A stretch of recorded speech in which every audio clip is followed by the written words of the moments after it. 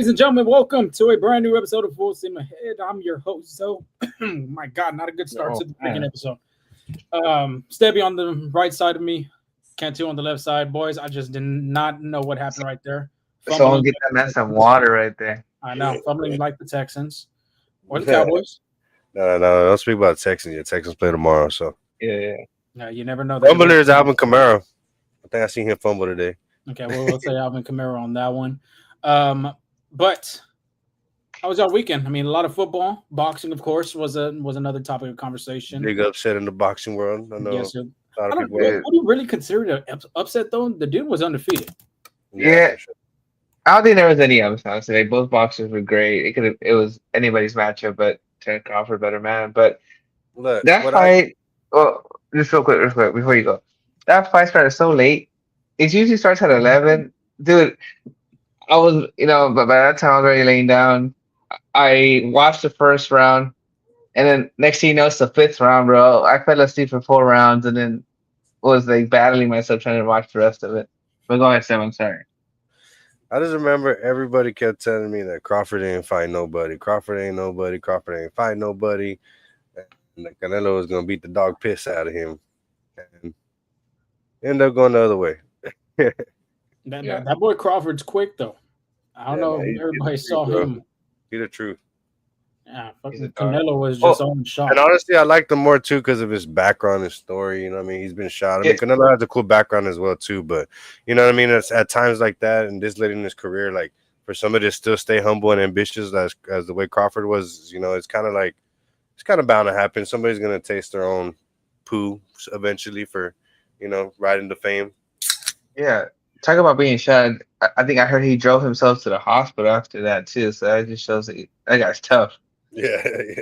One of them Omaha boys, they build different, I guess. And then Nebraska. I don't know if you saw the mouthpiece, Nebraska Cornhuskers. Yeah, the Nebraska. Shout out to them. I don't know if they got the dub this weekend. I know our alma mater. I know both of my. The coach actually went to the fight. I seen supposedly the head coach of the Nebraska team after the game or something flew to Vegas to attend the fight. That's pretty badass. I ain't gonna lie. Yeah. But speaking of coaches, our head coach of over there in A&M decided to throw the chair and get the defense fired up, and sure enough, that's what helped out. Hey, A&M's the real football team here in Texas. I feel bad for the holder though. I feel bad for that holder from Notre Dame.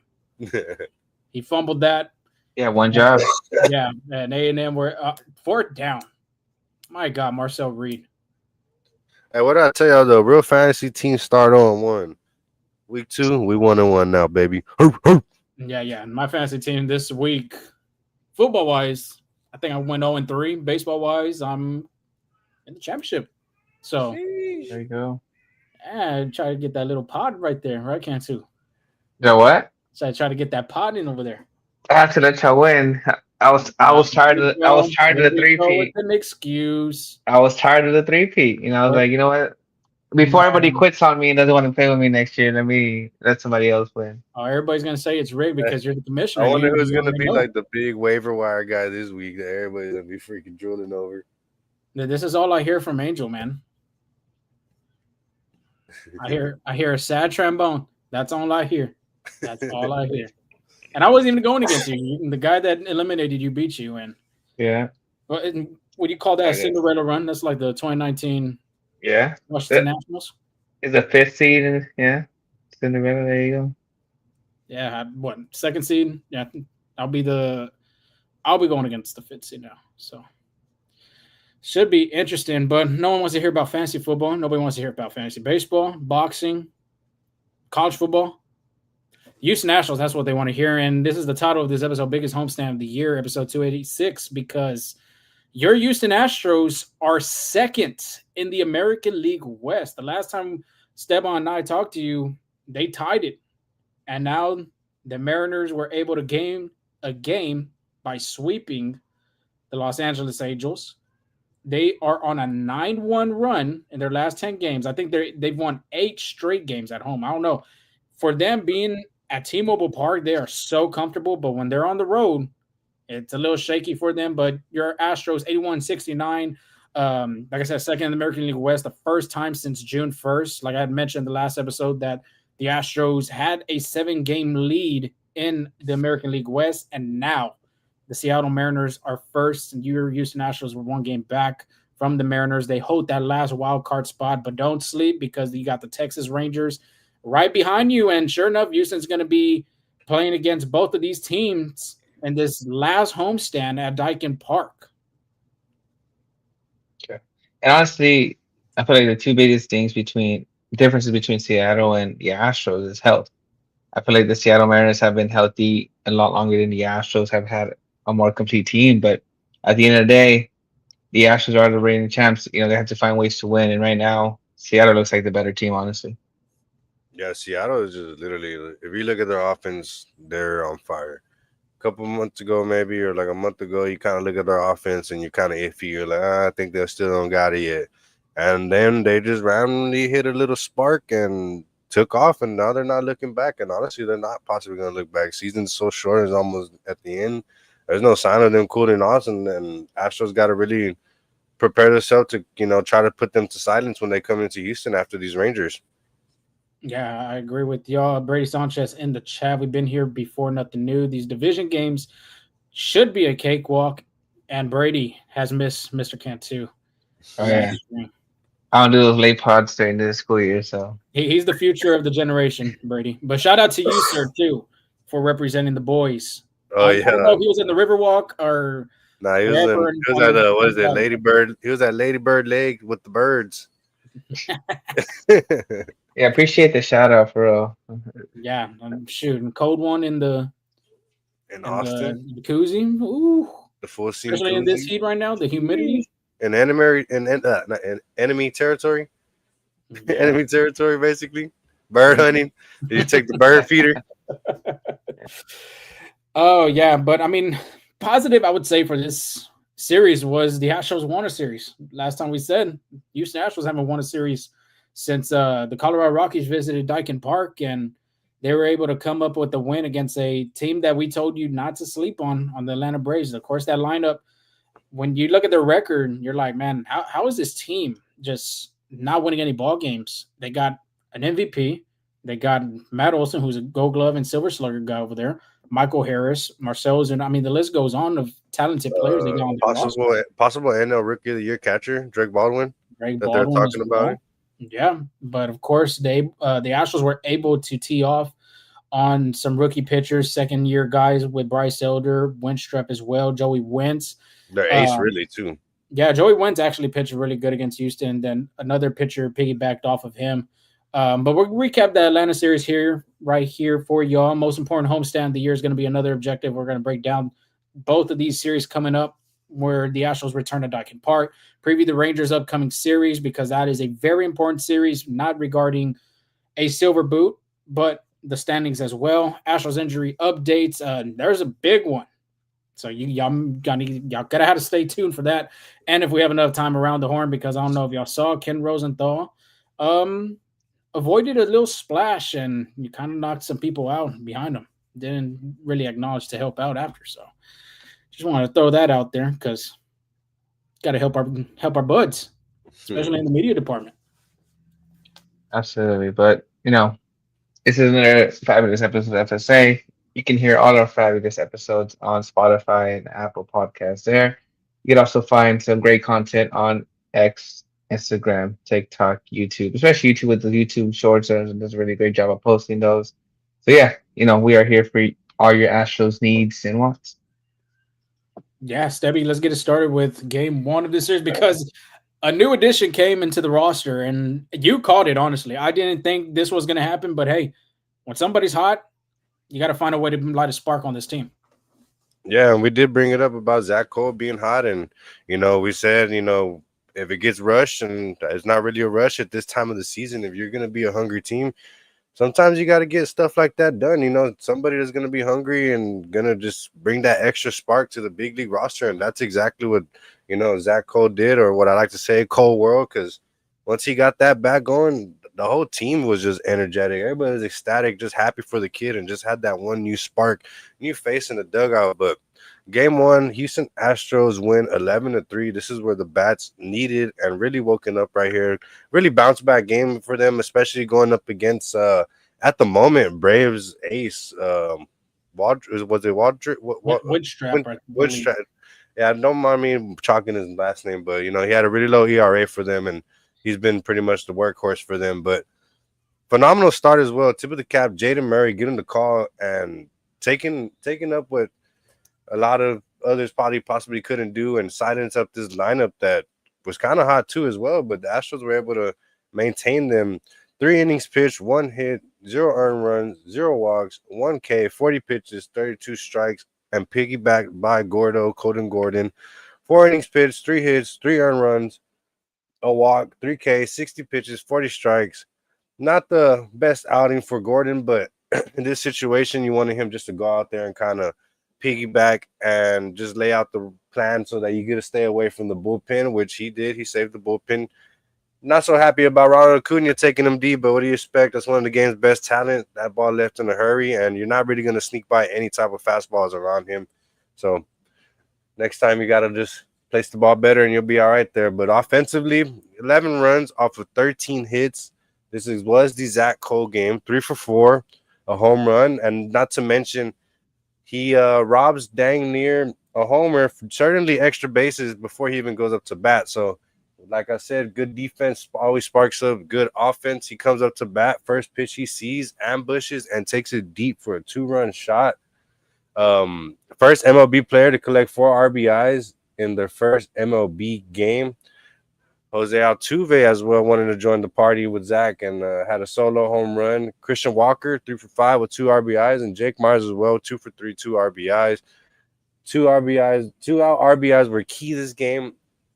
Mauricio Dubon, Walker, Myers, and Cole all with a pair of RBIs.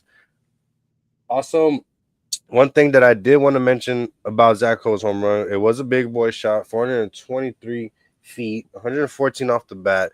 And one thing I also wanted to bring up is Zach played only 50 games above the AA level and Homer's first pitch he sees in the major league. So that kid's a sought-out dog. Yeah, it was a historical game for Cole for sure. Like you said, he set the franchise record for RBIs in a major league debut as well with 4 RBIs. He had 4 hits as well. And then he matched the franchise record with 3 hits in his major league debut, becoming just the 4th player to do so, and the first since outfielder James Newton did in 1994 against the Montreal Expos. Sheesh. And then, so 94 there.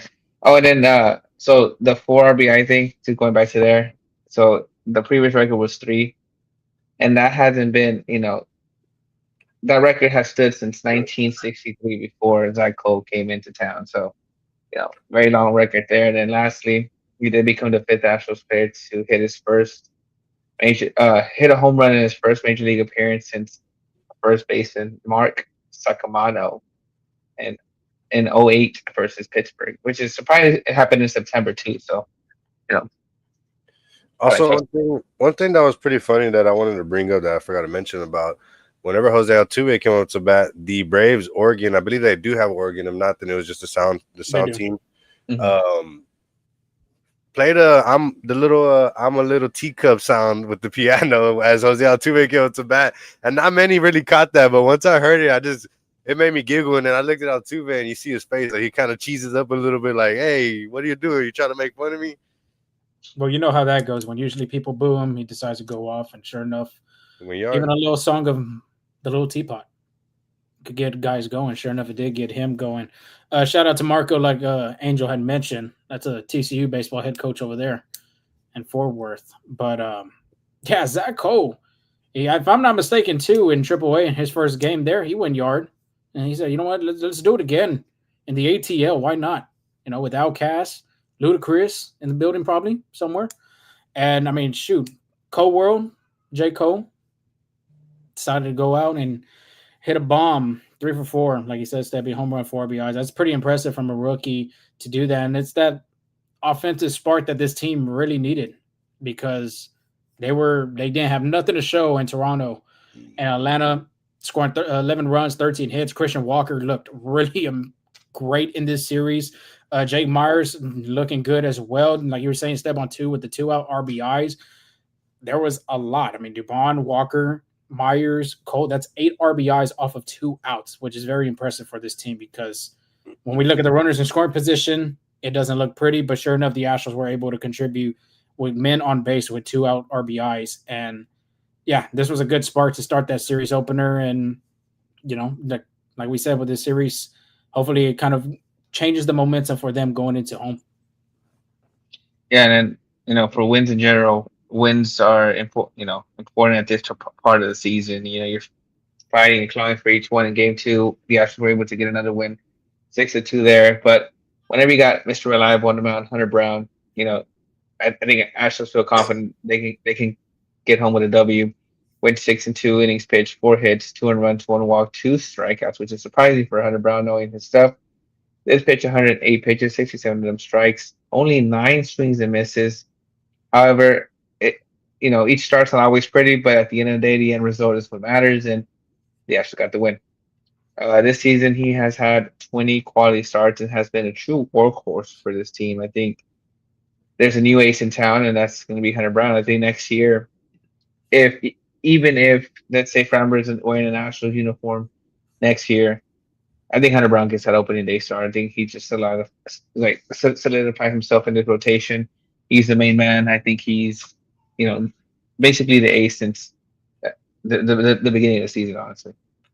Yeah, and then he did have Tarek Skubal go down too, but I believe they said that the injury wasn't as severe or something, so he might not miss too much time, but I believe he would be taking a little bit of time off as well. So that kind of helps Hunter Brown in this case if he could continue to stay on his quality starts and try to stay in the win columns. Yeah, still has a 2.27 ERAs. I don't know what Skubal has at the moment, but I'm sure it's competitive for that Cy Young for sure. Yeah, I think Scubo has a 2.3. I think, if I'm not mistaken, his start that he left against Miami, I could be wrong. I don't have it right in front of me. I think he had the Marlins had scored 3 or 4 earned runs off of him. Garrett Crochet just pitched for the Red Sox today against the Yankees. He gave up 3 runs in that game, did pick up the win. But it's going to be heated, honestly, for that Cy Young between them 3. And then the Astros will probably face another Cy Young candidate, Jacob DeGrom, later in the series too. Who's also pitching really great. You can even throw Brian Woo's name in that category too. Yeah. Oh yeah, the Wooski. Yeah. And then, not just the Wooski, but you got Logan Gilbert possibly going. No, maybe not. Maybe not. We'll get that with with that homestand, but yeah, that's going to be an interesting series coming up. But it was really good for Hunter Brown to get everything going, staying consistent. If I'm not mistaken, his August was perfect. And I think he July was terrible. I think he had one bad start in August. But after that start, he's been really good, really lights out, dominant, the workhorse that this team really needs right now, because after Hunter Brown, it's kind of like, who's going to be the next guy up? And we can talk a little bit more with Framber in a little bit. But him continuing to do this, it kind of gives Houston a good mindset. If they do make the postseason, game 1 starter, Hunter Brown is going to be on that list, and it gives them a great opportunity to put up a W in the column. Yeah, and when they have a great pitcher like Hunter Brown, need some offensive help, and that's exactly what the Astros gave him. Yanni Diaz, RBI single. Jeremy Pena with a 2-run double, and then Walker, staying hot, 2-run home run. He went 2 for 4 with 2 RBIs there. So the offense got him some run support, and that's all Hunter Brown needed to pitch another quality start. Yeah, Houston's going to need Christian Walker to continue going. I even say the same thing with Yiner. Yiner, we talked about the step on. One's hot, the other one's kind of cold. The other one's hot, the other one's cold. So it's kind of like it's off balance. And really in this series, both of them were actually hitting the ball consistently for the Astros. But let's go to the offense in game 3. Even though the Astros did pick up the loss, they were going for the sweep. Just didn't end really well. We'll start off on offense on this one, since we're still talking about Christian Walker had the RBI single. Yander Diaz tied the game up with RBI single to tie it at 2. Obviously, the Astros wouldn't score after that. After a Cam Smith, no doubt, shot. My God, I think that was like 440 something. That's probably the longest of his career. 446. Yeah, 446. No doubter to left field. And you got to hit the ball damn real hard at Truist Park, because that field is huge. Angel, you were there for the All-Star game, and You saw Caminero doing like nothing, but for Cam Smith to do that, that was pretty phenomenal. And the power that he continues to bring, that's what the Astros are going to need. Yeah, he did also break a 28 at bat RBI drought. Was his ninth home run, 108.1 mile per hour with a 29-degree launch angle. Gone in all 30 ballparks. Yeah, I think hopefully it's a little confidence boost for Smith. I know he's been struggling as of late, but it's just rookie growing pains is what's happening. But he's shown flashes that he can be a really great player. And I mean, the Astros are hoping that if they do make it to the playoffs, Cam Smith is part of that run production. And then you kind of like with Zach Cole coming up, this also gives you so much ability and depth because, say Jesus Sanchez, you don't want to face him against lefties. Then Zach Cole doesn't look as bad so far against lefties. He hasn't done pretty bad as it's been up to the big league so far. So looks like he may be able to stay in there with some lefties or possibly, not have as much strikeouts as Jesus Sanchez would, and also can play the outfield. So that's a big contributing factor as well. And if Jake Myers could just, stay Jake Myers and just at least pick up 2 hits a game minimum, then the offense should be able to keep moving because you just really need to keep playing the next guy up and continue hitting. It doesn't matter you're, hitting long balls. You just need to get a hit, and that's what Jake does, and that's what Jake's going to continue to do. So that's just something that keeps the energy flowing in the lineup, making sure that the next man up mentality wants to keep passing the bat. Yeah, right now, Jesus Sanchez. And I just was curious because I haven't seen him get any type of hits. I've seen him on base. There has been a stolen base. He's been hitless in his last 18 at bats. He's 0 for 18, 5 walks. Give him credit for that. Has an RBI, 9 strikeouts, 3 stolen bases. He has a 217 on base percentage. And what Houston was really hoping for with him was the power, the slugging, the left-handed bat that they wanted so desperately to contribute in this lineup, and it just has not been there. So if, like Angel said, if this is a little momentum for Cam Smith, if he continues to hit, which, breaking out of that slump, but if he goes like, let's say multi hits every game after here on out from the rest of the season, Astros make it to the postseason, he's your starting right fielder. Yeah. And who cares if it's a righty? Who cares if it's obviously the lefty? Jesus Sanchez is not going to be in the lineup, but righties, Espada usually puts him in there. But if Smith's going to hit the ball, if Cole's going to hit the ball, you got to play your best players in the postseason.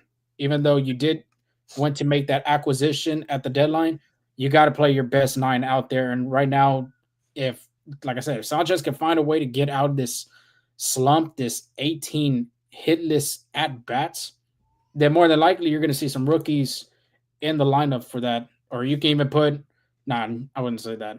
I was going to say you could put Alvarez or Altuve in right field, but that's not going to work out. I really like the sound of Jake in center, Zach in left, and Cam in right, alternating with you could alternate. Maybe you give Cam the day off, and you put Cole, and then you put Jordan back in left as well with your situations, depending on how you want to roll. But honestly, I wouldn't mind going with that setup due to the struggle of Jesus Sanchez. And, you kind of want him to go out there and figure it out because it seems like he's just picking up a bunch of swing and misses, and it's just not looking healthy for him or for the team at the moment. Yeah, and, although he has had a limited at bat versus left-handed, 64 at bats, he's batting 141, only has 9 hits against left-handed. So if they see a left-hander in the playoffs, you might not see Jesus Sanchez playing in that game, which is, because he's always a threat. Like no matter who's up there, he's always a threat to go yard. But it's like, are the Astros ready to trust a rookie in the outfield? And especially with Jose Altuve leaving the game, we really don't know much about that. Or we'll give you some update about that later. But it's just basically how the Astros what are they going to do, especially in those high-level situations with those as many young guys as they have right now.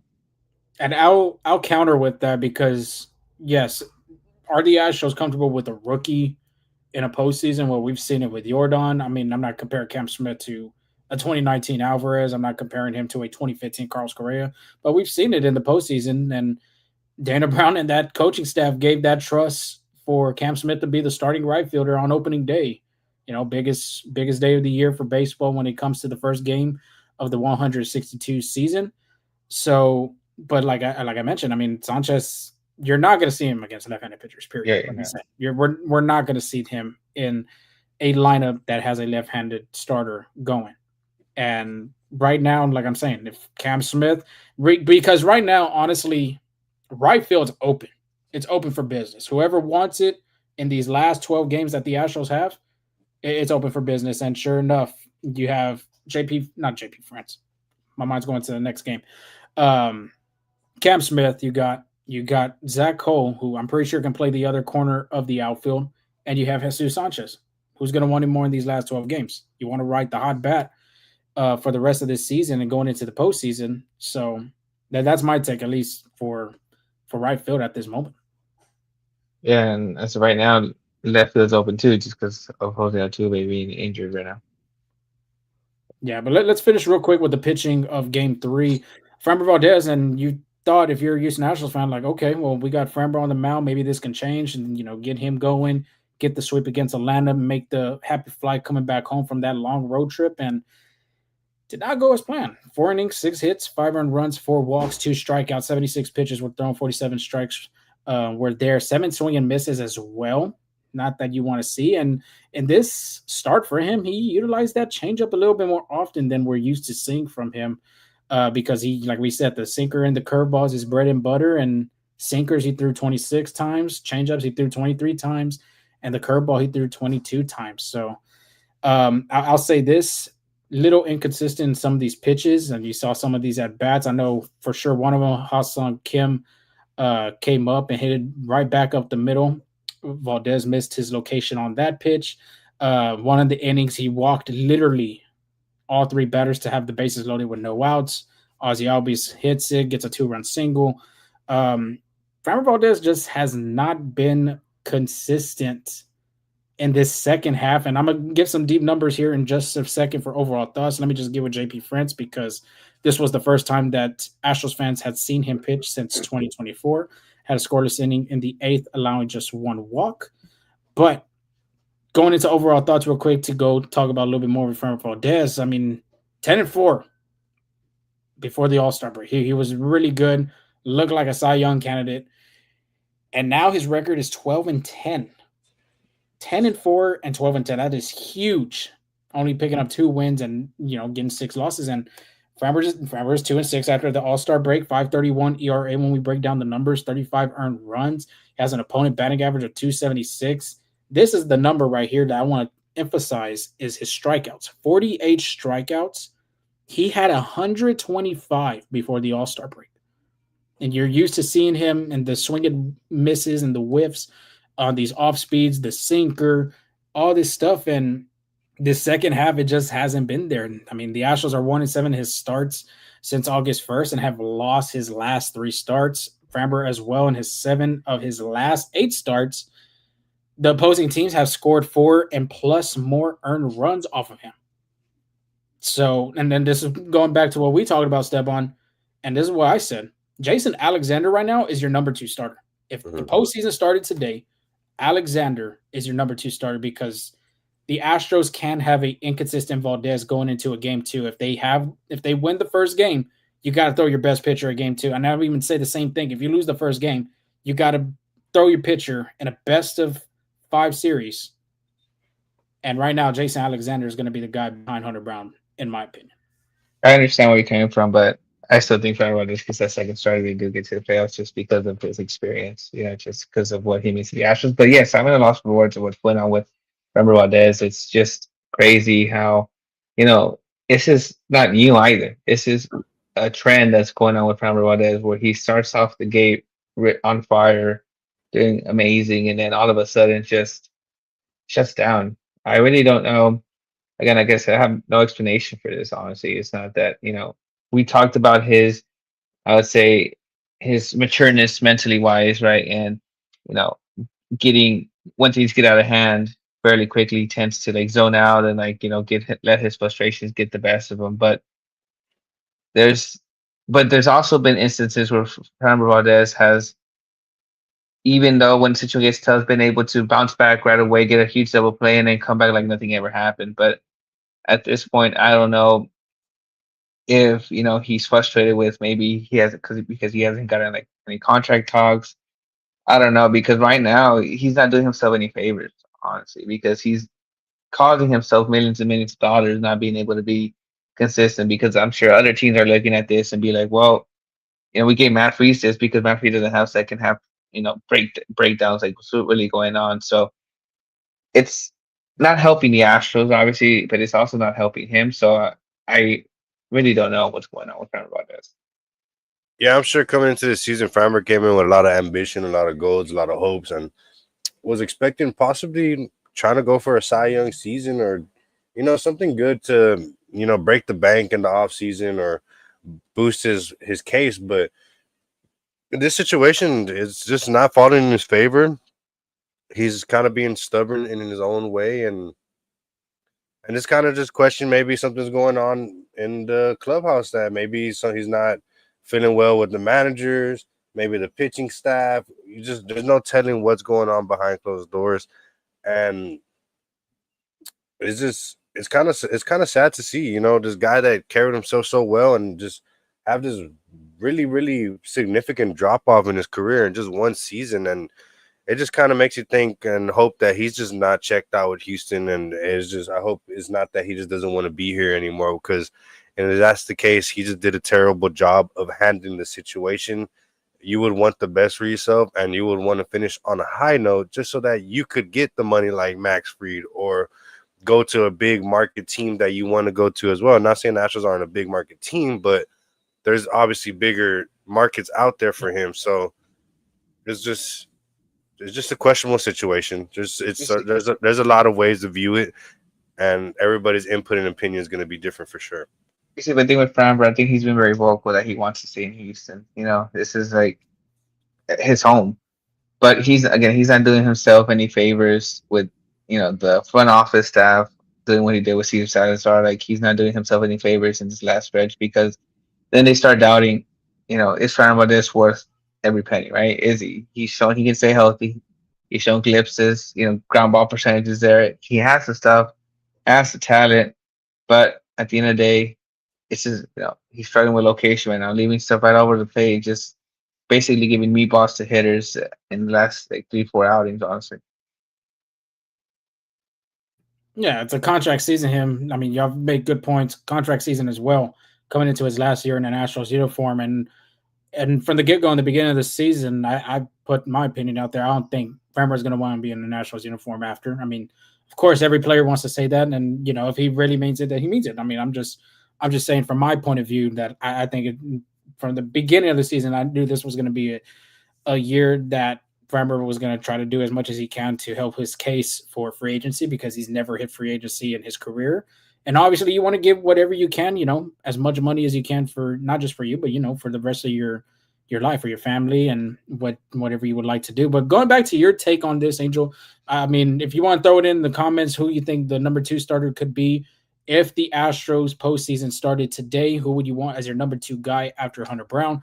And I just wanted to dig deep. Yeah, postseason being there, doing that, it does matter. I agree with that. The experience does help a lot, but Framber hasn't won a game since 2022 from the postseason. He was 0-3 in 23, struggled. Of course, we saw how that escalated.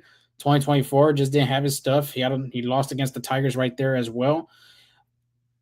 That's why, in my opinion, I don't know. Let me just check Jason Alexander if he has any postseason experience, because remind y'all, he did play with the Athletics during the time of that COVID year. Of course, we're not going to really count that because fans weren't in the ballpark. But no, he has never pitched in a postseason. So that one's kind of tough. But if you've been very consistent throughout the second half and you've showed the coaching staff, you've showed everybody like I'm capable of being a starter, which honestly, I think it shocked everybody. I didn't think he was going to be a starter. I honestly thought he was going to be a guy in the bullpen for that middle relief role or just even in the back end, just in case 7 spot needed some work, just in case Brian Abreu needed a day off. But, I mean, dude, he's just been light. August 3-0 with a 2.17 ERA. His only 2 starts in September has a 2.25 ERA. Hasn't gotten a win in his book since August 21st. So just like the offense I was talking about on the right field, if you're hitting, you're going to be in that lineup. And just the same thing goes for this rotation. If you're pitching well and you've been pitching consistently throughout this whole season, and you're doing the same thing in these next two starts, or he might have three under his belt, then you're going to be the number two guy going into the postseason. Yeah, Stevie, I don't know what your if thoughts I'm on the that. Houston Astros, I kind of wouldn't look And away just at let me that. say, If I'm in the Astros situation, I'm not gonna look away from Jason Alexander. And if I'm a manager, you're gonna stay on the more comfortable side. Who you're gonna be more confident in, who's rolling hot. You know what I mean? If my opinion, if somebody's kind of having hiccups, I wouldn't throw him out there, even though he does have the experience. But you did back with saying that Framber hasn't won in the postseason since 2022, which is kind of something that you see the history and you kind of see where it's going with it. But if you have to and you want to put Framber out there, then go ahead, go for it. You put him as your game two. You let him get out there, maybe try to give you 4 to 5. But once you start seeing drama, once you see, too many walks getting out or he gets frustrated, I think you pull him and you piggyback it. And that's what you do. And you just trust in him and let him get his start. And if it goes south fastly, well, then guess what? You give yourself a bullpen game. You got the guys to do it. You got Murray. You got France. The list I goes think on. this is a key one. I'm sorry to interrupt you. I think a key one coming near, if they make the postseason, this is a X factor. I say in the bullpen, it's going to be AJ Bluebell. Oh yeah, Yeah. definitely. He's been pitching He seems like really he's well. unfazed, can possibly be a workhorse type of guy as well. That in the starting role, once he gets implemented into the big league, maybe next season for sure. This is a guy that is going to possibly give you 90 pitches an outing. Yeah, but again, these are all ifs because they have a 3 game set. Texas is only 2 games back from that last wild card spot, which the Astros currently sit on. But you know, I don't know. I, I agree mostly with Stevan, right? Because just because Framber Valdez, like I said, he has the stuff, has the talent. Obviously, he hasn't been doing it right there. But on any given day, Framber Valdez can throw 7 innings strong, Mm-hmm. like double-digit strikeouts, right? So you just got to bet on that. You just got to bet on which Framber Valdez. But you do have a short leash, like Yeah. like Stevan said, because again, these are high playoffs, high stakes. Like even right now, I think the Astros should be in playoff mode right now because they're literally on the verge of being eliminated just because both Seattle and Rangers have been playing pretty good, and yet Houston has struggled, right? So it'll be interesting to see. But like we said, I really don't know what's going on with Valdez. I think it's just something that he needs to dodge this hump, and it's honestly affecting like his legacy right now too because you know if you look back at Astros history, do you think maybe in 15 years, 16 years, if Fernando, like say this upcoming spot, like Fernando has one more shot in the Astros uniform for the rest of his life, is he an Astros Hall of Fame? What do you think? Mm, if he has if like I said, they make the postseason and he has a big postseason like he did in 22, then I don't see why not. Honestly, I just do not see why not because all, in my opinion, Justin Verlander is going to be a Hall of Fame in the Astros Yeah, Hall. but what I'm saying, Astros. Oh, yeah, Astros Hall of Fame. Yeah, that's Sorry. what I'm saying. The Astros Hall of Okay. Fame. He's going to be there. And from his regular season to his postseason, we've saw Framber of what he did in the regular season, and we've seen the bumps in the road for him in the postseason. And of course, Astros fans know with Justin Verlander, when it comes to the World Series, it wasn't the best of starts for him going into the World Series. He hadn't won a World Series game in his career until against the Philadelphia Phillies at Citizens Bank Park. So if he has the same, like, this just depends if they make the postseason. If he does the same thing he did in 2022 in that postseason run and follows it in 25, then yes, I do think he is a Astro Hall of Famer because remind y'all, there's a bunch of great Hall of Fame, players that played in the Astros era that's not in the Astros Hall of Fame. Of course, in their first 2 years, they had to make a big class because it was brand new. But now you're seeing like two people go in, like even one person get in. So, and the Astros didn't even have anybody this year for the Astros Hall of Fame. So, if Framber could do like what he did in 2022, then I say why not. How about you, I'm with Stevan? I'm pretty much with Zoe on that one. I really don't have like really much words because he has had a good history. It's not saying that he hasn't, that he's been a terrible player. He's been an excellent player. Besides this season, if you kind of look away from the season, then of course, yeah, obviously he'll be an Astros Hall of Fame player. But it's just a little bump in the road. I don't think it's gonna affect him that drastically where it's gonna take him out of that. So I believe he gets in with this. The seeing what the Astros are seeing out of Fran Valdez now, I guess given his playoff history too, I guess you can take that into account. Do you think the Astros make a push to resigning him next year, or they just, do you think they've fully given up on Fran Valdez, especially with that little incident with CSI? Because it's a little incident, but it's loud in the clubhouse, right? Because you don't want because you never want to do that to to your teammate. It's loud in the front office, like that situation that happened in one pitch is going to come up when it comes to these discussions, like contract discussion. It's going to come up, you know, every time you hear from Valdez, every time he's going to get contracting, that's going to be coming up. But do you think they make a push for him this off season, or do you think this is the end for Fran Valdez? I personally think the Astros are not done on Framber. I personally think they still have hope in him. And as for the organization, I feel like they still believe in him. It's just there's something that we don't know that's going on. And there's no telling if it's off the field, and then there's no telling if it's under the dugout and inside the locker room what's going on in there because you can't really tell. And if it's something with the managerial roles, then obviously you could see it in the dugout if it's something to do with somebody in the dugout. And as of now, you can't really tell. There's nobody. It's just Framber maybe in his own head or something. But if that's the situation, I think Astros still go after him. If they could get him for a good price and don't have to maximally pay him due to his down season, I feel like Astros have a bit of being able to keep him for a good price. But you still got to make sure you get that situation figured out because you don't want Framber to carry in this sickness from this season into next season. And if they could figure that out what's going on, then I think he will be in Astros jersey again. I agree with you, but I'm just saying, like we said, like sickness from this season. I mean, it's been a trend, for Fran Valdez of the second half slip. It's not the first time it's happened this year. Yeah, It's happened multiple times. Just want to get that up. Yeah, they're going to give him an offer regardless because Framber's been here. He's been with the organization for so long. Well, there's know what they're getting with him as well. I'm sorry to interrupt real quick, but they're not going to give him an offer, right? Because they have to give him a qualifying offer, right? Which he'll decline, right? But do you think after that qualifying offer, do you think they'll give him like sort of a good deal, I guess you could say? Yeah, I mean the Astros always done that. When the player declines, they still talk to them in free agency. You've seen it with Bregman, you see it with Correa, you see it with Garrett Cole, Justin Verlander. I mean, they're going to continue, negotiating and talking. But the Astros, when it comes to paying their players, they're really firm on the contract they're going to give them.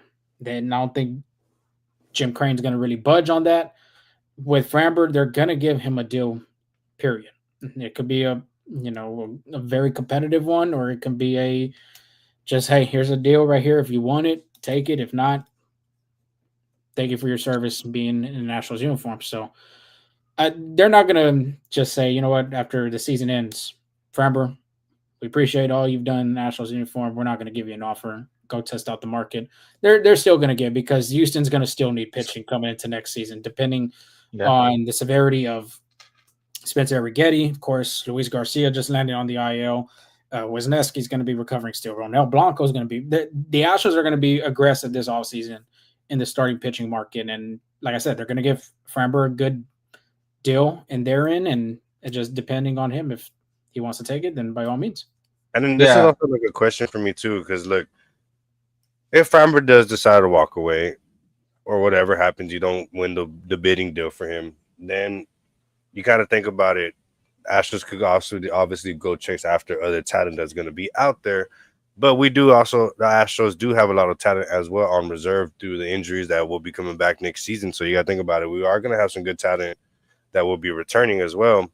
And then you also got to think, where does the Astros feel about the prospect development farm? Because, you got players like Zach Cole, rated number 19 in our farm, possibly nowhere near the top 100 list of the MLB, and then he comes out and as of now shows good flashes. It could obviously go down in any second, like the way the Cam started big, comes down and plateaus. So what makes you think the Astros don't have any pitchers in the farm as well that you haven't? I mean, we obviously hear of, but are dang near due for the call as well. I mean, I wouldn't look the other way. Everybody wants to spend the bucks. Think about it. Everybody's gonna want to spend the bucks. Whenever little do you know that guy could be in your farm. You think about it the way that they did with Ronel Blanco. They could have chased somebody and paid way more. Got a guy discounted like that. As well as all the other guys that the Astros have signed in the past for cheap. Well, I guess that first half of the question, right, about the guys coming up, and or like coming back from injury, and I don't know if the Astros can trust that anymore. That's back-to-back years where the Astros have okay, we're not gonna we'll make this small splash because Last McCullers was last year. Last McCullers came back. Luis Garcia came back. Didn't happen, right? Then again this year too, it's like all right. What Dan Brown was saying, we'll try to make some moves. We got these guys coming back. Last McCullers still hurt. Luis Garcia still hurt, right? So at this point, I think you have to make an offer for Valdez just because that is a guy that, has shown he can stay healthy, knows his stuff. I'm not saying the Astros are going to go out of their way to re-sign him, right? I think they'll give him a decent offer. Kind of I'm sure if you take I guess a team discount compared to the other price, that'll be a win for the Astros because the market is going to be high for pitchers no matter what, no matter if it's Fran Valdez or any other guy. And going by with your second point, okay, you got these guys coming up, but it's not a given that they're going to succeed. Like they showed splash, like for example, Blue Ball, for example, in the beginning, has shown things that he can be a great pitcher, but at the end of the day, the league adjusts, right? The league will get a little bit more footage of AJ Blue Ball, and only time will tell if he will be, a good or not. But I mean, I'm just using him as an example, but I'd say what is given is Fran Valdez has shown that he can pitch in this league. He has shown that he can be dominant, and I think you got to go with what you know, with what you've seen, instead of trying to test luck a little bit and see if you hit or not with these young pitchers. So I think the Astros could have a chance to control their own right, and signing a veteran pitcher, can lead to good things. Yeah, they're going to be in the market for starting pitching, and that's where I come in with saying for the trade deadline, like I mentioned last episode, Esteban, they should have. I know it was very high. Yeah. I know it was very high for starting pitching. Starting pitching, regardless, is going to be very high at the trade deadline. Period. Everywhere, free agents. Exactly, but you had guys like Zach Gallen still out there. You had Andrew Heaney still out there, and you had other multiple starting pitchers that were still out there with teams that are doing very, very good. And that was your part to make a good offer. Of course, you're not going to try to give up your top 10. If you have to, you have to, because you're doing everything you can to bring a ship to the city of your organization. And we've always said it too with prospects. Prospects are prospects. They're not going to be given to be the best out of everybody. I mean, you see Mike Trout, how that went. You saw how he drafted so low in the draft, and then look where he's at. But some top prospects don't come out to be that way. And Houston's seen that multiple times with number one overall picks, and it just hadn't just do too good for them. But starting pitching is going to be a need. Of course, I agree with you. They're going to give Framber a deal. They're going to give him a contract that if he wants it, he wants it. If he doesn't, he wants it as free agency, by all means. I'm pretty sure the Astros contract is still going to be there, but there's going to be time too. You saw how that went with Alex Bregman. The Astros were trying to see what was going to happen with Bregman. He was testing the market. The Astros had no time to waste. Went after Paredes, trading Tucker away. After that, literally under a week later, went to go sign Christian Walker. So, starting pitching, of course, you got Miguel Ulolo that's pitching really good in AAA. I wouldn't be surprised if Ethan Pecco is probably going to get to AAA, but I won't be surprised if Miguel makes it to the big league roster next year because, like Angel said, I mean, these past two seasons, the Astros have been obliterated with injuries with starting pitching. And you don't know how it's going to be with Lance McCullers when he came back. You didn't know how it was going to be for Luis Garcia, Christian Javier. Right now, Christian Javier is the only one that's healthy from that And his group. velocity's been down too, so that's something to monitor as well. Yeah, so if you're, if you're a Nationals fan, you're knocking on wood right now that they continue to pitch and stay healthy. JB France pitch a scoreless inning. I'm not saying that he's going to be the guy to rescue the rotation, but you're really going to be thin next season at that part of your pitching aspect, because Hunter Brown's literally your ace, and you can put Christian Javier. We do not know any big news on Lance McCullers. We do not know the big news on Spencer Rigetti. It just depends on how that's going to be. Brandon Walsh is going to be recovering from Tommy John. I mean, it's just right now, it's just unfortunate for the Astros that now these injuries are catching up to them, and they're trying to, swim above water to keep trading and try to find a way to continue to win some games and throw some fresh arms out there. And I'm looking at the unrestricted free agents for next year, and it's not pretty. Framber Valdez is going to be a hot commodity because besides Ranger Suarez and Framber Valdez, it's kind of tough to give, besides those two, it's going to be kind of tough to get something done with anybody else. I think the only them two, Ranger Suarez or Framber Valdez, are like the only ones that can probably turn a franchise around, be that ace of a team. Mm-hmm. Other than that, you're looking at guys that are going to be 3, 4, 5 in the rotation, right? So I'd say go all out for one of those, and then just try to fit it into spots. Real quick, can you give us some names that are on that board? For sorry. Real quick, yeah, because Ranger Suarez could be an ace or a number 2 guy. So yeah, you got Adrian Hauser, Brad Kelly, Dustin May, Michael Kopech, Zach Liddell, Nestor Cortez, Merrill Kelly, Patrick Corbin, Herman Marquez, Taylor Molly, Tyler Anderson, Tomoyoki Sugano, Dylan Cease, Zach Gallen. That'll probably a name that's going to be up there too. Yeah, Dylan. Yeah. Sure. Zach Gallen. I like that. There's another one. Verlander. No. Charlie Morton. No. Max Scherzer, Nick Martinez, and Jordan Montgomery. There are 3 players that have player options, and that's going to be Jack Flaherty, Frankie Montas, and Shane Bieber. Okay. So Bieber could look at that option and decline it and test for agency. Yeah, Astros best shot. Like Zach and Kopech don't sound too bad as well. Their best shot is going to be a number 3 to 5 guy, because when you listen to them names, Angel, there wasn't a guy that screamed out ace. Besides Ranger Suarez and besides Framber, I'll even put Dylan Cease in there. Honestly, Jack Gallen too. Yeah, that's it.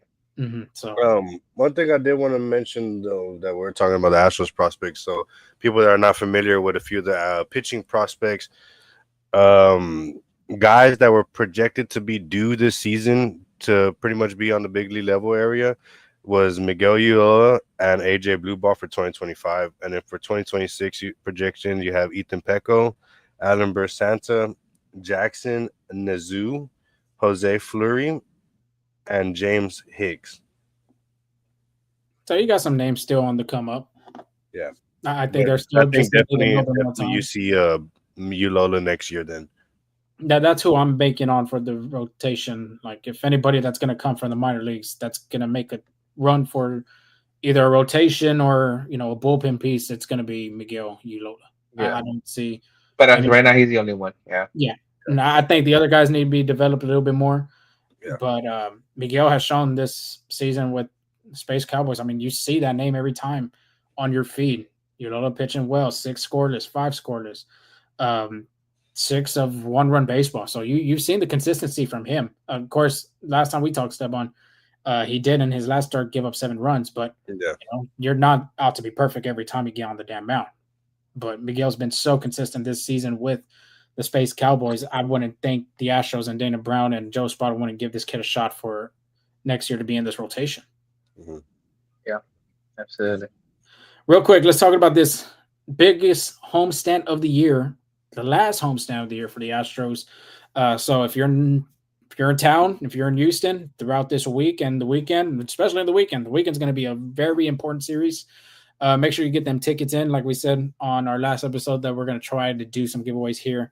Try to get some of y'all to that game. Not saying everybody's going to get a ticket, but we're not that rich, But 3 games against the Texas Rangers and 3 games against the Seattle Mariners. 2 the teams that are right there battling for that AL West. Of course, the Rangers being that 45 North Dallas, even though they're not the Dallas Rangers, Arlington Rangers. They lead in the silver boot as of right now, and 1 win, they claim the silver boot. Angel, I think we talked about it off air. I think it's 2015 or 2016 is the last time they've won I the think silver boot. 2016. 2016. So don't quote us on that. But it's around that time frame. If both of us are making sure, but the pitching matchups are going to be interesting. Joe Spada hasn't named anybody besides Jason Alexander. I know Angel's going to give this pitching preview here in a second, but I think, and we've talked about it, Esteban, from the last episode, that what not Dana Brown, Joe Spada did, because Hunter Brown was honestly supposed to start Friday, but they pushed his start back. They pushed Framber's start back, and now you have the potential of a series that could clinch the AL West, whoever it is. But the Astros are going to probably be sending out Hunter Brown, Framber Valdez, and Jason Alexander. As of right now, them 3 are your 1, 2, 3. What I know for sure the ace, and we've had the debate of who's number 2 and who's number 3. But anyway, if you have 3 games of the postseason, them 3 guys are going to be your starters. We can all agree on that. Seattle, on the other hand, which have dominant damn pitchers everywhere, and you saw that in that series against the Angels.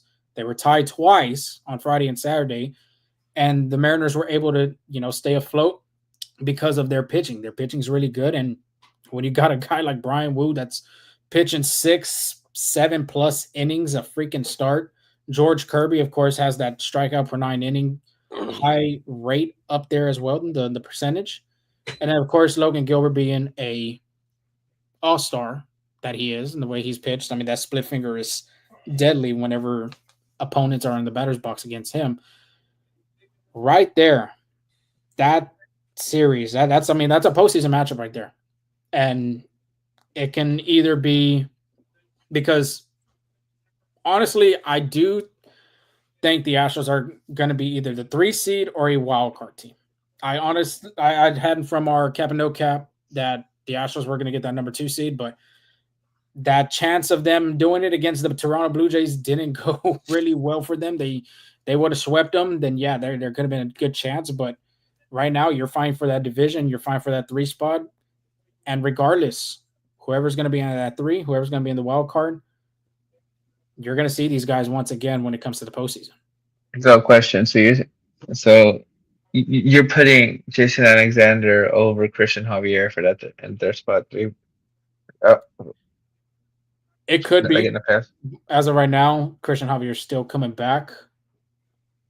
I'd feel comfortable, honestly, if in a bullpen spot and piggybacking off of somebody else's start, like we saw in 2022. I think that can be big for him. Or, I mean, we've seen him too have success in the postseason. But of course, he's still coming back from injury. He's still has maybe about 5 or 6 starts under his belt already, coming back from the IL. I think less, 34. Yeah, so I feel a little bit more comfortable with Alexander. But Esteban, and you made a good point. If Framber's struggling in the starting spot, you have a short leash on him, and you put Christian Javier to be behind him. That's what I think. That could be a pretty possible potential 1-2 punch right there as well. Framber gives you a solid 5-4, and then you throw in Javier for a little bit, 3 innings, maybe 2 innings. Could be pretty ugly view for the batters. You get a pretty disgusting lefty, and then you get a rising fastball right after you from the right-hand side. Yeah. I just had the last game opposite for me. Like that's why I was brought it up, because for me, I think it would be Hunter Brown, Valdez, Christian Javier, and then Jason Alexander will be that spot where you're saying we'll piggyback on somebody. But again, I was just thinking because I was looking at the Astros roster of like potential starters of it, who can be pitching in this game. I think Chris Schreiber will probably be one of them. We just don't know what day. Oh Yeah. yeah, Javier definitely goes against the Rangers, Yeah. but the way that they set up the Mariners is going to be more playoff rotation. Yeah. That's I why see I what was you were saying saying. Alexander on I see that. what you were saying. Yeah. Okay, I was confused a little bit there. That's why I was like, okay, cool. No, all good. Javier has 1, 2, 3, 4, 5, 6 starts under his belt. Oh, okay. And of course, as of right now, he is a 1-3 with a 4.78 ERA. So he hasn't been pretty, but of course, we've seen how he pitches in the postseason. He is a different breed in the postseason. Of course, you go back to 2022, you go back to 2021, he pitched really good too. And honestly, for Houston, and in 2023, I forgot to mention, but for Houston, these 6 games, you have to win, winning both series, period, is the goal. But if you can sweep Texas, and of course, if you can find a way to sweep Seattle, which I think that one's going to be more difficult to find a sweep. But we talked about that. I mean, you and Stevan talked about the Texas series, obviously. They do not have their best offensive players, but they are pesky. They are scrappy, whatever the terminology you want to say about them players over there in Texas, man. They find ways to get guys on. And like we've said it helps when you got good pitching. It not just that, but when you got guys that are in the batter's box that's working the count and hitting there for contact. If power comes, power comes.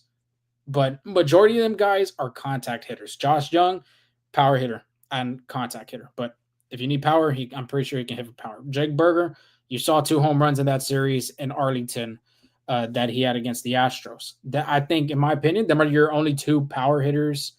Roddy Tellez too. Say it again. Roddy Tellez is on the roster too. That's hilarious. Yeah, you can't forget about Roddy. Dolis is back. Another guy. Oh, Dolis is back. Yeah, Dolis is back. Jock Peterson, another power hitter there. Yeah, that's all I was saying. Jonah Heim's another but guy. He's hit or miss. He's going to be very hit or miss, Jock Peterson. Yeah, what do they have? Has had a down season, but of course against the Astros, I mean they turn into the freaking monsters like on Space Jam. And then Wyatt kind of seemed to coding up, but that's another guy. That's another kid that whenever he places the Astros, he just becomes a demon. That's about to say that's another kid I forgot. Insane power. Jesus. Yes, that dude's like a cover of a. He just reminds me of like the cover of the Big League Chew guy. Just one of those guys.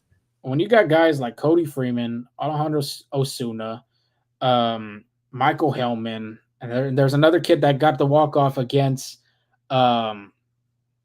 Ezekiel Duran as well. Oh, Ezekiel Duran's another good guy that plays on. Was it Freeman that you're talking about? Say it again. Was it Freeman? Something? No, Freeman? I said Cody Freeman already. I remember his name. He had the walk-off hit. Javier Gonzalez. Nice to see you on the chat. Relax, guys. One of our amigos out there with the Astros press. But yeah, I mean, we're not panicking. We're just saying scenarios of this team has to take care of business at home. You have to take care of business, especially against the Texas Rangers. But like Angel had mentioned, their pitching is what's going to save them. And when you send out guys that Angel's going to read out here in just a second for the pitching preview. It was Dustin Harris. Dustin Harris, that's the other guy I was thinking. But what Angel's going to say with these pitchers coming up to start, I mean, you have to find ways. The Astros were able to do that against DeGrom because they're going to see him in this series.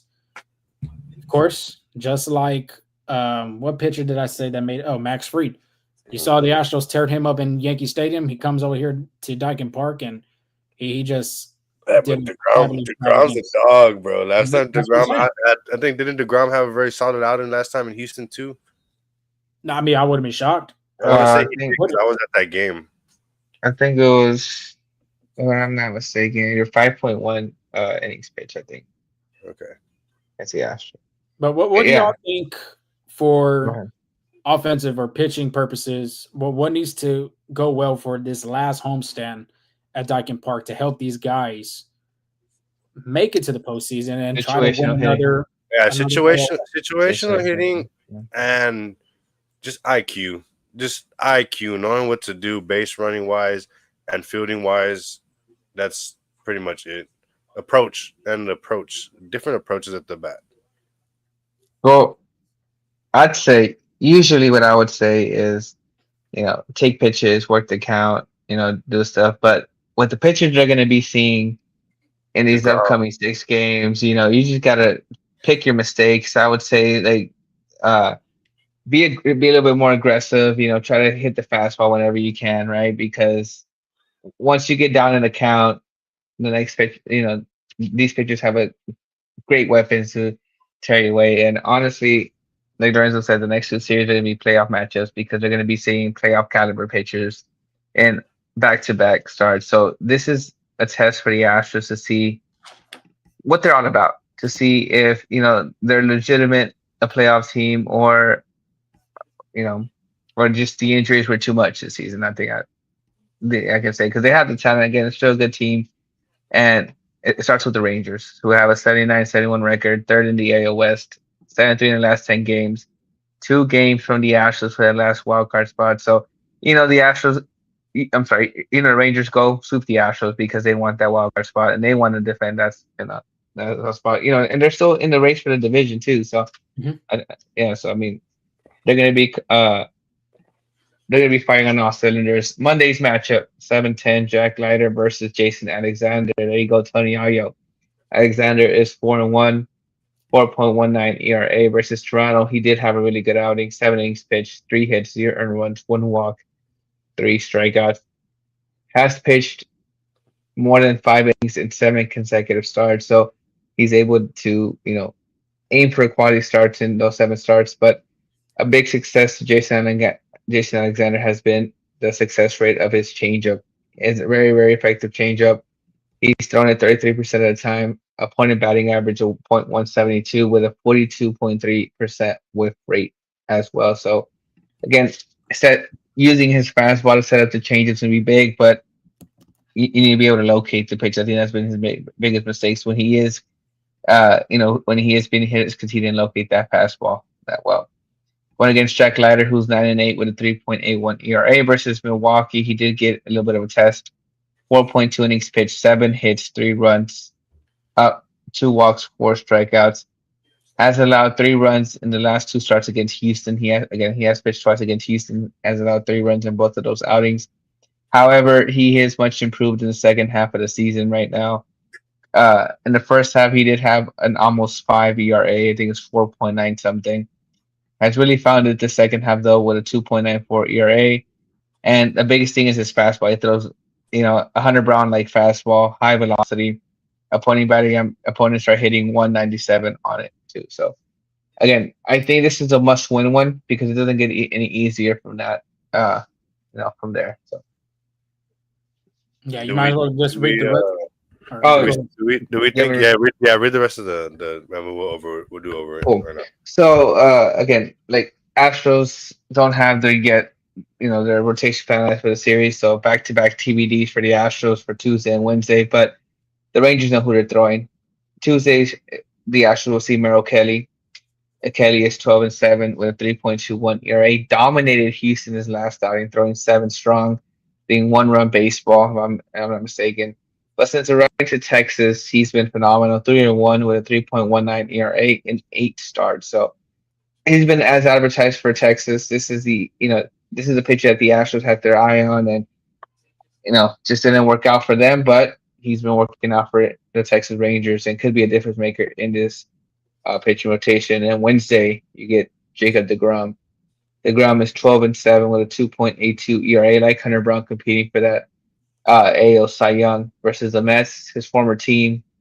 7 innings pitched, 4 runs, 3 runs, 0 walks, 2 strikeouts.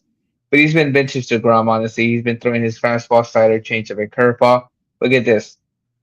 His fastball, changeup, and slider all have opponent batting average of below 195. So he doesn't allow many hits, not allow many runs, but you have to got to take advantage of those mistakes if there is one. Houston did that in the last time they saw him, but of course, like we said, this game is a game of adjustments, and DeGrom is going to adjust quickly and going to look at the footage or whatever he has to do. Merrill Kelly, I've saw that one. I didn't see that one live, but I did see the game. And what benefited his start against Houston was the changeup. My God, his fastball and changeup mix, it's really good. Like, of course, them are two pitches. When you look at them at the same spot, whenever they're at the hand, one obviously just stays flat or has some movement depending on what kind of he has a two seamer or four seamer. But the changeup obviously has that drop, just almost like a split finger.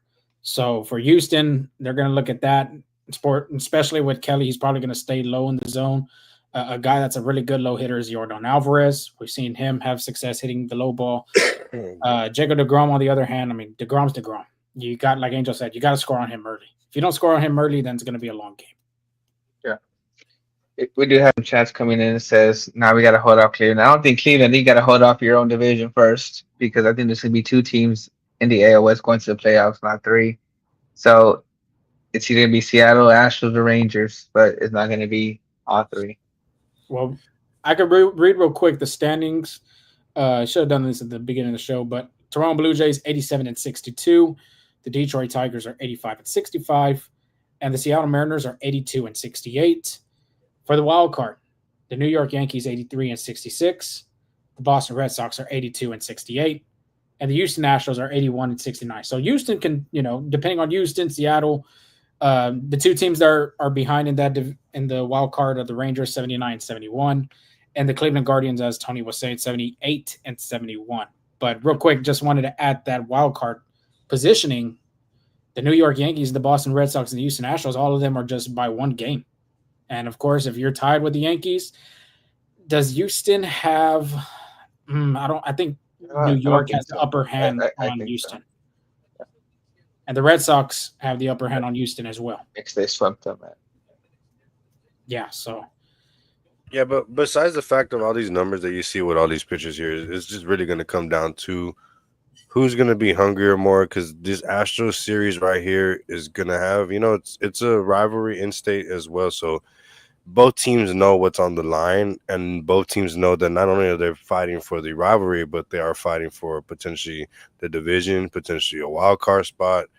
And this is where it's pretty much, this is the series right here kind of that's going to debate what's going to happen, and we'll see what's going to happen. But like I said, everybody's going to pitch or try to pitch like if they're a Cy Young pitcher to end the rest of this season. There's not going to be one pitcher that's going to go out there just because you see a 4.19 ERA, a 3.81 ERA does not mean that that's the type of forms you're going to see.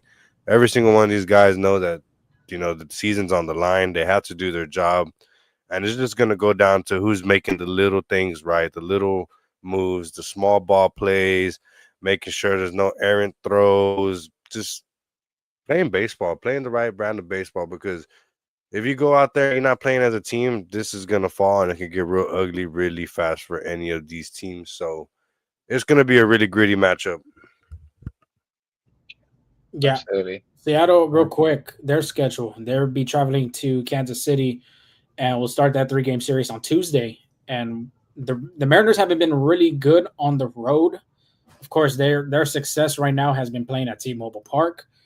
But 3 of their last 4 series, I will say, is going to be tough for them. KC, they're still fighting for a spot, even though I think their record was like 75. They're the next team after the Cleveland Guardians. They're going to try whatever it takes to try to get a spot in the wild card. You're going to have to, after that, you're going to have to travel to Houston, play the Astros. We talked about that already. But they go back home, and that's been what's going to help them is playing at home. They play very comfortable at home, and their first series at home is going to be the Colorado Rockies, and we've seen them. And the last series, and this is what we talked about, Steban, it's going to be against the Los Angeles Dodgers. And it depends. I think this series right here for the Dodgers is going to depend on their seeding. And if the Dodgers clinch the NL West, then more than likely you're not going to see the Mookie Betts, the Freddie Freemans, the Will Smiths. You're not going to see the superstar players in that matchup. And the same goes for the starters. If you see the starters, you're probably going to see them pitch like 2 innings or 3 maybe. And after that, you're going to see the other clan, the secondaries and the third stringers. But for the Dodgers, and like I said, it just depends on their clinching situation. If they clinch the NL West before they play the Seattle Mariners, then and the Mariners are still going to be competing regardless. Yeah, that's right there. That last series is going to be one to watch, if anything. And the Astros have the Angels, so they're gonna be wanting playing spoilers and ruin their I'm not AOS. worried. I'm honestly not worried about the Angels. The Angels are a lovely team at being a very, very, very mid baseball team. The one that I'm mostly worried about is the Athletics, which they will terrorize us, they will bully us, and they have the talent for it. Even if the pitching's not there, their offense is going to be there. I mean, to mention too, Nick Kurtz going 493, 490 something, farthest homer of the season. 493. Jesus, yeah. That kid's phenomenal. I mean, Hey, he's gonna win the Rookie of the Year. Yeah, I most think definitely. he likes playing against Houston too, honestly, because he's been very dominant. And then I mean, he literally none of our pitching has any answers for him. Nobody in the bullpen. I mean, he even got to our best guy, Hater. So just to leave that out there, that team is the one that is the big red circle for the Astros. But not even Chaz could get him out. Because I know the Astros could take care of the Rangers and Mariners. I have a strong belief that they will be able to win these both matchup series. They just really got to take care of the little errors that you've seen in this road series, defensive errors.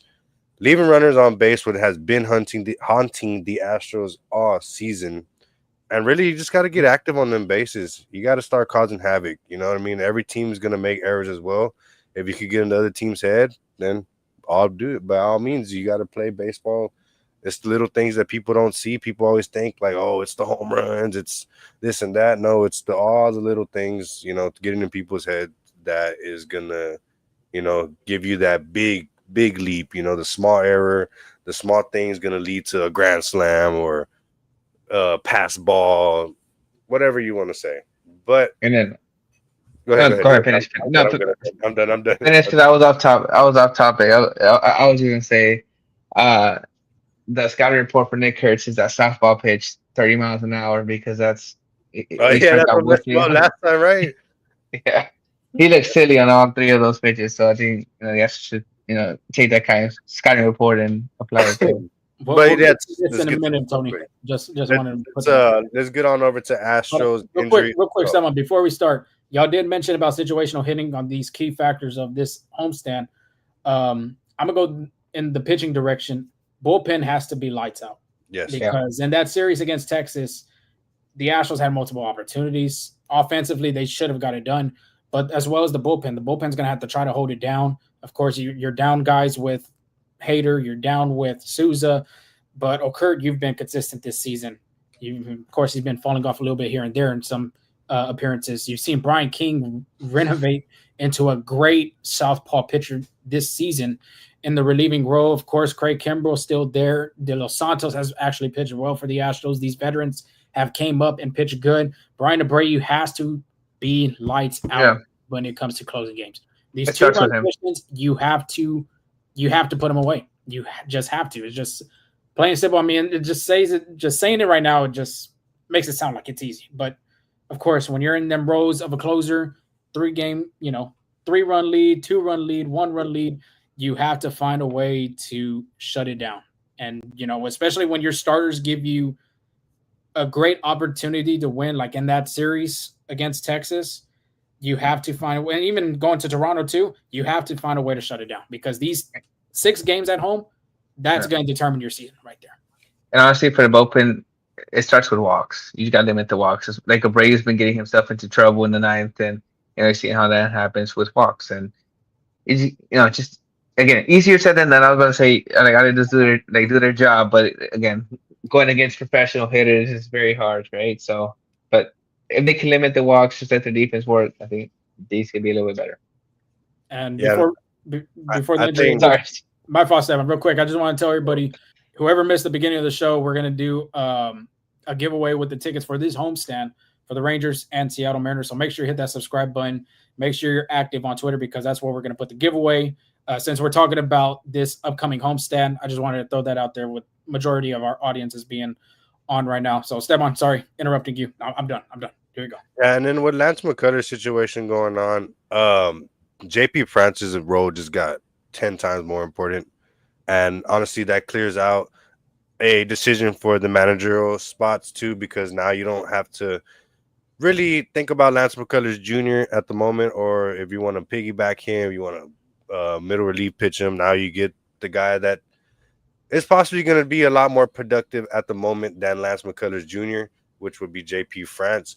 But let's go ahead and move over into the Astros injury update, since we got people asking about Jose Altuve. Is he healthy or not? What's going on?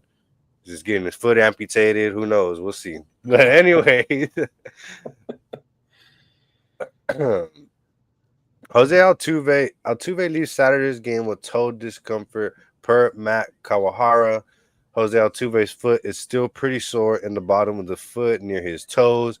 Jose Espada said Altuve is seeing doctors again this morning, and his availability for today is uncertain. Espada said Dana Brown told the Astros pregame radio show he expects Jose Altuve to miss a day or 2 days tops due to right foot soreness. Brown said he thinks Altuve has encountered this before. We're not concerned. Our medical staff is not concerned.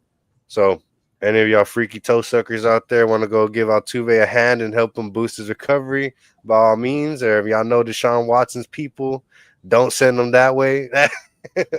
My boy Steph on a roll right now. Jesus. But anyways, let's move on to Isaac Paredes as well. Another guy that everybody's been having a big question mark about. Is he coming back? Will he come in? Will you see a late little gloom of him in the postseason? We will stay tuned. Per Matt Kawahara, Dana Brown told the Astros pregame radio show there is hope Isaac Paredes could return for the Seattle series next week. Brown said it may be a long shot and there's nothing etched in stone, but we'd be excited to get him back at that point. By this being said, if Isaac Paredes does enter the Mariners series, Astros have a really great chance at taking away with the series. I believe inputting just one guy of Isaac Paredes makes a big difference compared to a lot of the guys that are getting inputted into this lineup. Go ahead, Zoe. No, I mean you can go ahead. I mean, you got it on this one real quick because I know you've talked to Isaac Paredes and you've interviewed him and all that. So Yeah, I mean, he's a baller. I think he wants to be on the team, but at the end of the day, you got to protect the player from himself too, and want to make sure he's really healthy before being back for sure, especially 100%. But Isai Baez could be a guy that was really good at getting on base, really good at getting his walks. He was really good at bringing in runs too. So I didn't, losing him was a really drastic, thing for this lineup. But at the end of the day, I know you're batting for a playoff spot. I know you're battling for the division, but at the end of the day, you gotta make sure this player's good and ready before you bring him back to the lineup. I think you DH him. Where you put Jordan? And somebody had asked Jordan, then Jordan will plays, play the field. and then that's It's somebody at asked home. where Paredes play second base or DH. I mean, maybe at home. You gotta think about it. If you're at home for sure, if he's coming back against the Mariners, you put Jordan on left. You could put Cam or Cole in right, Jake Myers most definitely in center, and then you DH Paredes. You give out Altuve second, Correa third, Pena short, regular lineup like that. I think that works in my opinion because you would not want him out there running after balls and possibly re-injuring the hamstring, which could happen very fastly, especially if you're going to be out there at second base. You need to be very agile there. Yeah, if I'm the Astros and he has that potential to come back, of course, like Angel said first, he needs to be healthy. Do you put out at 80% or even I'd go as low as 75% Isaac Paredes on the field? And you've seen the bat that he brings to the table, like Angel said. He takes a lot of pitches. He works the count, puts up quality at bats. And that's what the Astros need right now because this is a team that swings the first pitch.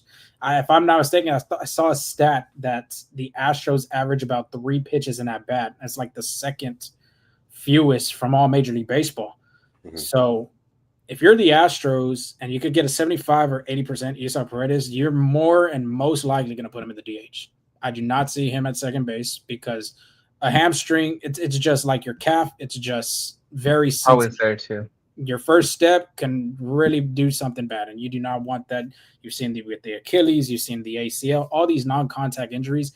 Well, that hamstring can be the same predicament right there. It can go in that same category. So, like y'all said, Isak, if he does come back, you're going to see him in DH. You're going to see Jose Altuve at second base, and you're going to see Jordan Alvarez in left field. And of course, I really think Espada does not want to do that, especially with Jordan Alvarez. But in desperate times and desperate measures, and if Paredes could come back, because you've seen the way he hits on this lineup, and you've seen the success of the lineup when he plays and plugged in. You got to go all in and put all the chips on the table. And for Paredes though too, he has to make sure that he's really, if that hamstring is really ready to go. Because if it's not, then like Angel said, why try to risk it and miss more time when it comes to the next season? And then a lot of people too mistake the hamstring too for like, oh, it goes off of like quick bursts, but in reality, also slowing down is what could possibly be more painful. Because I mean, there's been instances where in baseball situations, I ran fast and no pain, and then all of a sudden, when it comes down to that instant, like I need to slow down before I round the bag, boom, I had my hamstring like pretty much pulled hard, and like that's the worst feeling ever. So I mean, like I said, your hamstring's gonna go, and the hamstring's a very, very, very soft area of the body that you, as much as you're in the gym trying to strengthen it, lift, and this and that thing just goes when it wants to go. Yeah, it's that for experience. I was about to say the same thing. We both know that hamstring, and that shit hurts. I'm not gonna lie. I hate the hamstring, bro. Man, I had to walk me out the field military style. Bro. Yeah.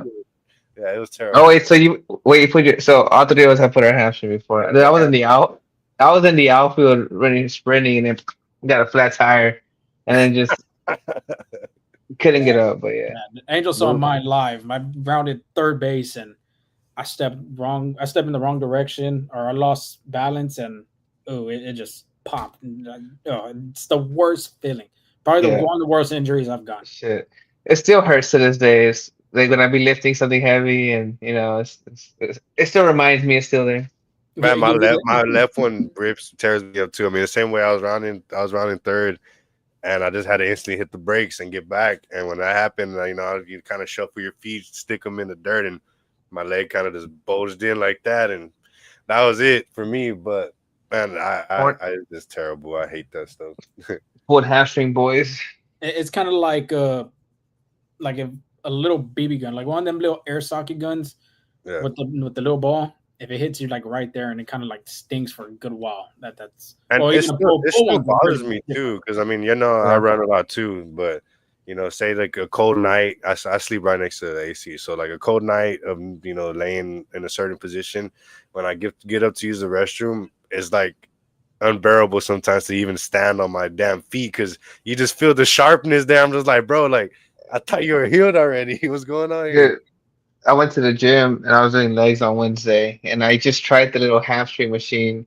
I didn't even put it heavy, and I did it. I was like, bro, I can't do this. It's like right there tight. I feel like trying to push it. To me, like it's like a little, like it's gonna cramp. Yeah. That was like a Charlie horse.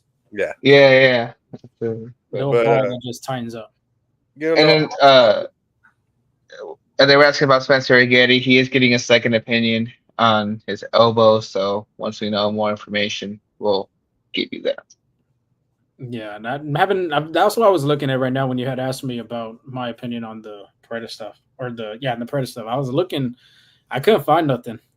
I couldn't see nothing or anything like that about Eric Getty. But if you're the Astro fans too, I mean, you're really hoping it's nothing too serious that's going to require Tommy John, because the Astros have lost Ronald Blanco, Hayden Wesneski, Brandon Walter, and the rookie that came in for like one game and hurt his elbow too for the Astros. And 4 guys that's gone from Tommy John for this season. So to have another guy in that category, I think a lot of Astro fans are hoping, especially for Eric Getty too. But really great turnout for tonight. Like I mentioned in the beginning, I said in the middle after interrupting someone. I hate to be the guys getting injured, but man, I'd love to be the surgeon that's dealing with all these guys for the Astros doing the Tommy John procedures. Making bank. I bet. Any doctors making bank, even nurses. But we're gonna do a giveaway for the Texas Rangers series. We're still debating which game. If more than likely it's going to be Wednesday's game, but just a heads up for that. And of course, the Seattle series.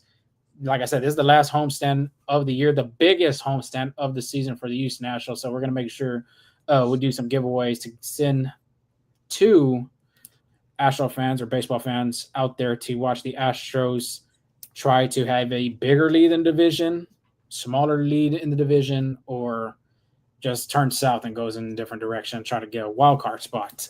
Or possibly end up in Cancun. Oh yeah, can go Cancun like Esteban. Esteban loves to hit the water over there in Cancun, Mexico. But yeah, end of the show. We got a prediction. Astros will go 4-2 in the homestand. That's honestly a good prediction, honestly. Yeah, dropping one game maybe to each team. Yeah, possibly, or sweeping a series and losing the next two. It can go either that direction or anything like that. At the end of the day, the Astros have to just take care of business at Daikin Park and try to win both series, because if you do, I think if they do not win both series, it's going to be very tough for them to come back and try to at least Make the get a wild card spot. Yeah, because the Athletics are going to give the Astros hell for sure. That's not a question if and or but they will. I do like your statement though, Stepan. Havoc on the base pass. Yeah, I think the Astros do really well when they steal bases, put pressure on the catchers, and make good throws. These catchers that they're going to see, Cal Raleigh, of course, Platinum Glove winner. I think that'd be a very tough one to try steal on. Texas Rangers, Jonah Heim behind the plate, and then sometimes you got Kyle Higashioka. Athletics, you got Shea Langoliers, and is Logan O'Hoppe still playing, or is he? I believe he's playing again. I believe he is playing again. Okay, so then you'll have O'Hoppe with the Angels. But I wanted to give a quick hot take. I think Ramon Arias is going to be a key factor in this series due to how well he plays at Minute Maid. So you might see his name getting called for the long ball, I believe, especially against the Rangers. I think he might come up big for a pinch hit situation. Angel, give your X factor. Jose Altuve plays tomorrow. I mean, the X factor for the homestand. Yeah. Oh, sorry. Okay. I would say it has to be. I say Jordan Alvarez. I think he gets going offensively. Continues the hot streak he's on. Daikin. I don't know if anybody said Minute Maid Park here. Oh, that's probably 7. I don't know. Probably, my bad. Y'all hey, bear with us. It's 30. We're about an hour and 32 in. It's 11:11. I know y'all girlies be on that Make-A-Wish stuff, angel timing and all that. So, yeah.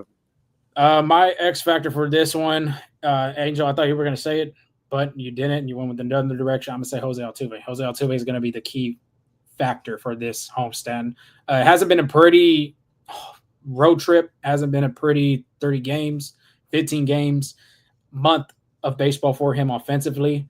But when crunch time comes, when the pressure is on, when the lights are the brightest, who would you want at the plate than the guy that is second in home runs in postseason history and in many other offensive categories when it comes to the postseason? And Jose Altuve, when it gets to when it gets closer to postseason baseball or postseason atmosphere, this guy just plays loose. And I think he's going to be a big factor in this homestand for them to get going. And I think this is going to get him going in the next direction of offensively being in a better spot. But those are our X factors. You, what you got? I also believe in Cole World. Mr. Cole, Zach Cole might bring a lot of energy to the homestand for the team and possibly cause havoc out there again. I mean, he might have a big game, like a big series too. And that's what the Astros need. That's what the Astros desperately need. Someone with some energy, get this clubhouse going, get this dugout going. You've seen it from season to season what the Astros have. Miles Straw, Garrett Stubbs. I mean, you look like we said someone last episode. Drew Gilbert's doing some type of wizardry, Yu-Gi-Oh stuff over there. Yeah. So the Astros need somebody to get going in that clubhouse. You've seen it with Alex Bregman, his little stairs in the dugout. Martin with Yainer Diaz with the eye point.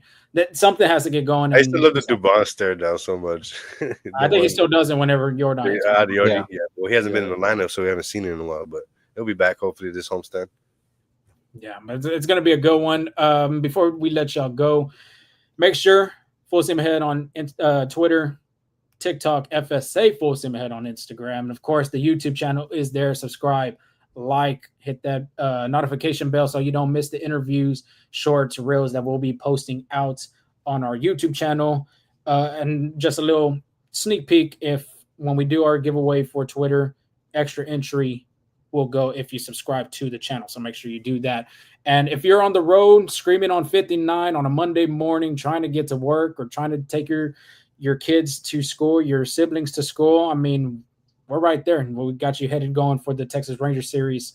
Of course, we got some inside Esteban with his hamstring and Angel's injuries of their hamstring stories. But Spotify, Apple Podcasts, we are there, as well as all podcast platforms. Like, subscribe, rate, give us some feedback on the little comment section, how we're doing, what we need to improve on, anything like that. We are much appreciated, especially this night. A lot of good numbers, good crowd, a lot of engagement. I really love it. Boys, it was nice to see all three of us back on the pod as well. Angel, we'll go with you first. Final thoughts before we go. No, just big series. To turn those TVs on, because if you want to see playoff baseball early, this is going to be your next 6 games to watch. And just thank you for listening. Thank you for showing all this support, especially at this time. A big crowd today, so appreciate all that. Yeah, I just want to say I hope everybody stays blessed out there. Y'all have a great week. I want to shout every single one of y'all, especially the newcomers that I've barely seen new faces in here. Thank you for supporting us and giving us a listen and rocking out with us, even though maybe our opinions are not the best. But shout out for you giving us a listen as well. I ask, if you do go to the games, make sure you rocking out loud and wearing your Astros colored and, giving the guys the support they're going to need. This is what they need, especially in a close divisional playoff push race right here. That's all I got to say. Yeah, very important homestand, like we said on the title. We preached it throughout the whole episode. Biggest homestand of the year for the Astros. Last homestand of the 2025 season at Dyken Park for the first year being called that ballpark, not Minute Maid Park, if one of y'all boys or even myself had said it. But big series here for the Astros. First, you got to take care of the Texas Rangers. Great pitching matchups for the Astros offensively to see what they can do with these guys. The second time facing them this time around, especially Merrill Kelly. They saw Jacob deGrom already. Jack Leiter, of course, making a big change in the second half. So offensively, the Astros got to get going. But like I said, one series at a time. Got to take care of business against the Rangers.